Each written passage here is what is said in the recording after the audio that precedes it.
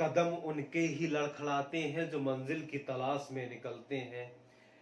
वे क्या लड़खड़ाएंगे जो कभी घर से निकले ही नहीं। नमस्कार, जानते आज हम हिंदी व्याकरण का दूसरा अंग शब्द विचार। जानते हैं शब्द क्या है, शब्द के प्रकार और शब्द की रचना और शब्द के अर्थ, सारी चीजों को जानेंगे। तो शब्द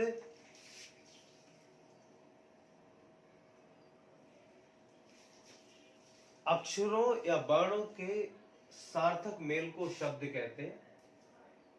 शब्द मुख्यतः चार प्रकार का होता है। एक उत्पत्ति के आधार पर,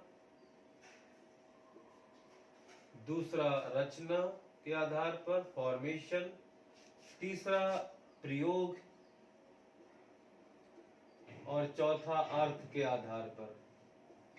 चार भागों में हम बांट सकते हैं शब्द को। चार प्रकार है इसके: उत्पत्ति, रचना, प्रयोग और अर्थ। उत्पत्ति मतलब जो शब्द है हिंदी भाषा में, उसका ओरिजिन कहाँ है, कहाँ उसका उत्पत्ति हुई, कहाँ से उसका जन्म हुआ, ये उत्पत्ति के आधार पे है। रचना मतलब फॉर्मेशन, हम शब्द को नया शब्द कैसे बना सकते हैं, मीन्स जैसे उपसर्ग प्रत्यय लगाकर संधि से समास के द्वारा नए शब्द बनाने की प्रक्रिया रचना के आधार पर। या फिर प्रयोग मतलब शब्द का यूज कहाँ कहाँ करते हैं, प्रयोग कहाँ करते हैं, उसके आधार पर है। और अर्थ, शब्द एक अर्थी है, अनेक अर्थी है, पर्याय है, ब्लोम है, समरूपी है। इस तरह से ये चार भागों में बांटा गया। अब इनमें से जो उत्पत्ति के आधार पे है, इसको भी पांच प्रकार में बांटा गया। सबसे पहले है, क्योंकि हिंदी जो भाषा है वो भाषा की उत्पत्ति, उसका जन्म संस्कृत से हुआ है, तो संस्कृत से भी शब्द आए हैं। और हमारे संस्कृत के अलावा ओरिजिन शब्द का संस्कृत में से आया है, हिंदी में अपने शब्द भी हैं और कुछ आगत हैं। जैसे दो लोगों ने बाहर से आकर यहाँ शासन किया। एक तो मुगल्स थे, तो अरबी फारसी के शब्द आ गए। फिर अंग्रेज, यूरोपियन कंट्रीज आई थी, यूरोपियन में अंग्रेज आए, डच आए, पुर्तगालीज आए थे, उनके साथ जो शब्द आए थे उनमें उनको मिक्स किया गया हिंदी के साथ। तो पहले शब्द है जो उत्पत्ति का तत्सम है, उसके बाद दूसरा तद्भव है, उसके बाद में देशज है और ये विदेशज है। विदेशज ही आगत है। आगत मतलब आए हुए बाहर से। तो ये जो तत्सम शब्द है, ये संस्कृत के शब्द जो हिंदी में प्रयोग होते हैं, जैसे संस्कृत में है वैसे ही हिंदी में उसी समान हिंदी में प्रयोग होते हैं, वो तत्सम कहलाते हैं। और जो तद्भव शब्द है, तद्भव शब्द वे है जो संस्कृत के शब्दों को हिंदी में उनकी वर्तनी को बदलकर प्रयोग किया जाता है, रूप बदल के, वो तद्भव है। देशज जो हमारे हिंदी भाषा में बनाए गए हमारे अपने शब्द देशज हैं। और विदेशज शब्द जो दूसरी भाषाओं से हिंदी में प्रयोग किए जाते हैं वो विदेशज हैं। तो हम जानते हैं कि जो तत्सम शब्द का उदाहरण समझते, जैसे तत्सम शब्द है अग्नि, जो संस्कृत में प्रयोग होता है, इसी का रूप बदल के हम आग प्रयोग करते हैं, तद्भव है। देशज शब्द जो जैसे लोटा, ये देशज शब्द है जो देश में बनाया गया है। अब विदेशज शब्द में एक शब्द नहीं कई भाषाओं से शब्द आए हैं।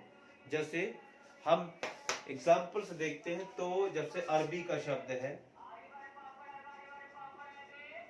फारसी का शब्द है, तुर्की का शब्द है, जापानी शब्द है, अंग्रेजी, उसके बाद अंग्रेजी का शब्द भी है, पुर्तगाली शब्द है।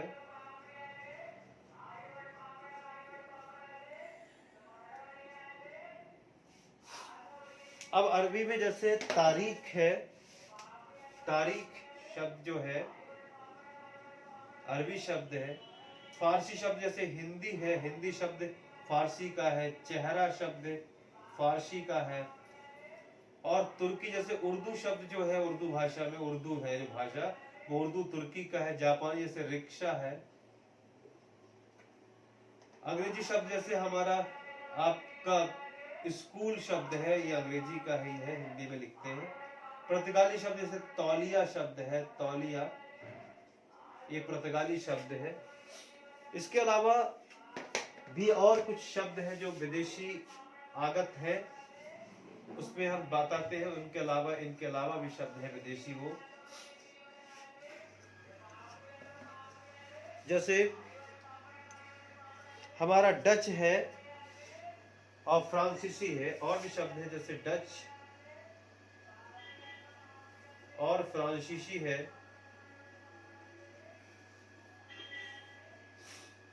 डच में जैसे त्रुप है, और फ्रांसीसी में अंग्रेज शब्द जो है, अंग्रेज, ये फ्रांसीसी शब्द है, अंग्रेज। इस प्रकार से ये सब विदेशी शब्द हैं जो दूसरी भाषाओं से आए हुए, ये हमने उदाहरण स्वरूप बताए थे। विदेशज के अलावा एक शब्द जो प्रकार होता है उत्पत्ति के आधार पर, वो एक और होता है, वो पांचवा प्रकार है संकर शब्द। संकर शब्द वे शब्द होते हैं जो दो अलग अलग भाषाओं के मेल से बनते हैं। जैसे हम देखते हैं कि एक शब्द है रेलगाड़ी। अब रेलगाड़ी में जो रेल है, ये शब्द अंग्रेजी का है, और जो गाड़ी शब्द है वो हिंदी का है। तो दो भाषा, अलग अलग भाषाओं के शब्द को मिलाकर एक बनाया गया, ये संकर शब्द कहलाता है। तो ये थे हमारे उत्पत्ति के आधार पर। अब आइए देखते हैं रचना के आधार पर, फॉर्मेशन क्या। ना तो एक रूढ़ शब्द होता है, फिर उसके बाद एक प्रकार होता है यौगिक, और फिर होता है योग रूढ़। रूढ़ शब्द वे हैं जो किसी एक ही अर्थ के लिए रूढ़ हो गए हो, वो रूढ़ शब्द कहलाते हैं। जैसे मार्च है, अब मार्च एक महीने का नाम है, वो एक ही उसी के लिए, उसी अर्थ के लिए रूढ़ हो गया है। अब ये जो यौगिक है, जैसे राजपुत्र, अब राजपुत्र दो शब्दों से मिलकर बना है, योग किया गया दो शब्दों का, तो यौगिक शब्द है। यहीं पर जो यौगिक शब्द बनते हैं, यहीं पर हम संधि, यहाँ पे संधि से बनते हैं, उपसर्ग प्रत्यय से बनते हैं, और यहाँ समास से बनते हैं। तो जो रचना फॉर्मेशन है, वो समास के द्वारा, संधि के द्वारा, उपसर्ग के द्वारा, प्रत्यय के द्वारा बनाते हैं। दरअसल योग रूढ़ भी योग ही होता है, लेकिन इतना अंतर है, योग रूढ़ शब्द जब दो शब्दों से मेल होता है तो उनका दोनों का मिक्स होकर कोई अर्थ तीसरा निकलता है। ये जो योग रूढ़ शब्द जैसे दशानन है, इसमें दो शब्दों का मेल है, लेकिन इसका अर्थ निकला है रावण। तो 10 आनन है जिसके अर्थात रावण। तो ये दो शब्दों से जरूर मिलता है, लेकिन ये दोनों शब्द मेल ना होकर किसी तीसरे के लिए रूढ़ हो जाते हैं, इसलिए इनको योग रूढ़ कहा जाता है। ये जो जितने योग रूढ़ शब्द है, ये बहुब्री समास का उदाहरण है। जितने भी योग रूढ़ शब्द होते हैं वो हिंदी भाषा में बहुब्री समास के उदाहरण होते हैं। अब जानते हैं प्रयोग के आधार पर। प्रयोग के आधार पर दो प्रकार के शब्द होते हैं, एक होता है विकारी और दूसरे होते हैं अविकारी। विकारी शब्द 4 प्रकार के हैं। दरअसल जो प्रयोग के आधार पर है, वो वाक्य में जो हम पार्ट्स ऑफ स्पीच, मतलब शब्द भेद, संज्ञा से लेकर विस्मयादि बोधक तक जिनका प्रयोग करते हैं, जैसे संज्ञा, सर्वनाम, विशेषण, क्रिया, क्रिया विशेषण, समुच्चय बोधक, संबंध बोधक, विस्मयादि बोधक, वही सारे प्रयोग के आधार पे आते हैं। तो उसमें से संज्ञा, सर्वनाम, विशेषण और क्रिया, ये 4 विकारी कहलाते हैं। विकारी इसलिए कहलाते हैं क्योंकि ये चारों लिंग, वचन और कारक के अनुसार अपना रूप बदल लेते हैं, इसलिए विकारी है। और क्रिया विशेषण, संबंध बोधक, समुच्चय बोधक और विस्मयादि बोधक, ये लिंग, वचन, कारक के अनुसार अपना रूप नहीं बदलते, इसलिए उन्हें अविकारी कहते हैं। तो ये जो विकारी मतलब चेंजेबल, तो कौन? संज्ञा, सर्वनाम, विशेषण, क्रिया, ये चारों विकारी है क्योंकि ये लिंग, वचन, कारक के अनुसार अपना रूप बदलते हैं। और दूसरे होते हैं अविकारी। अविकारी शब्द वे हैं जो अपना रूप लिंग वचन और कारक के अनुसार नहीं बदलते हैं। अविकारी जैसे क्रिया विशेषण,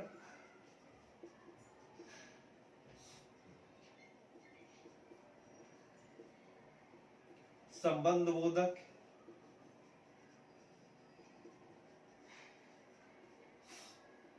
समुच्चय बोधक,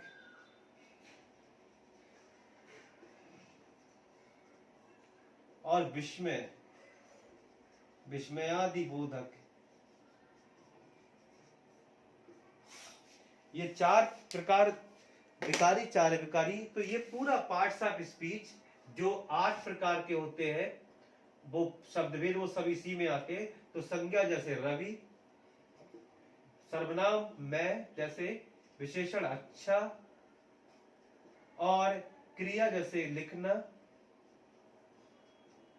क्रिया विशेषण जैसे धीरे धीरे, संबंधबोधक के सामने, समुच्चय तथा, और ओहो, ये क्या है, विस्मय आदि बोधक है। इस प्रकार से ये 8 प्रयोग के आधार पर 4 विकारी, 4 अविकारी, 8 प्रकार के होते हैं। अब जैसे मुख्यतः 2 प्रकार का होता है प्रयोग का, विकारी शब्द और अविकारी शब्द।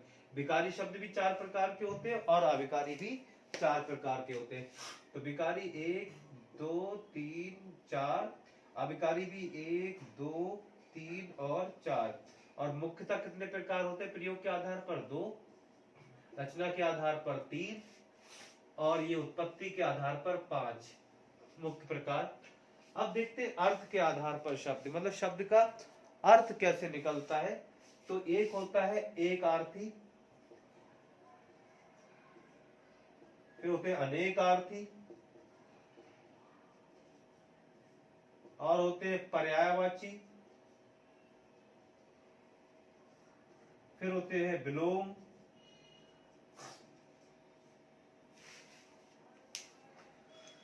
अब जो एक आर्थी शब्द है उसमें एक ही अर्थ देखें। जैसे हमने रूट शब्द है एक आर्थी होता है, हम इस शब्द का इस्तेमाल यहाँ कर सकते हैं। जैसे घर है, या घर नहीं तो चलो मार्च का यूज करते हैं, तो ये एक आर्थी है, एक ही अर्थ देता है ये, क्योंकि ये महीने का नाम है, एक मंथ का नाम है। रूट शब्द में, रूट शब्द जैसे घर है, रूट शब्द घर भी हो सकता है रूट शब्द, तो वैसे ही मार्च, ये जो भी एक आर्थी है, रूट शब्द भी एक ही अर्थ देता है। अनेक आर्थी जैसे हार है, इसके 2 अर्थ निकलते, अनेक अर्थ निकले, जैसे एक से ज्यादा अर्थ निकले, तो ये पराजय भी कहते हैं हार को। और हार को कहते हैं माला, जो पहनते हैं गले में, वो गले में पहनने वाला हार भी होता है। 2 अर्थ है। पर्यायवाची जैसे मान लीजिए फूल है, तो फूल को पुष्प, सुमन, इस तरह पर्याय है इसके। विलोम है, जैसे जय है, तो जय का अपोजिट होता है पराजय। इस प्रकार दिन का रात विलोम शब्द है। तो इस प्रकार से शब्द जो 4 प्रकार है, शब्द अक्षरों का सार्थक मेल शब्द कहलाता है, सार्थक समूह कह सकते हैं।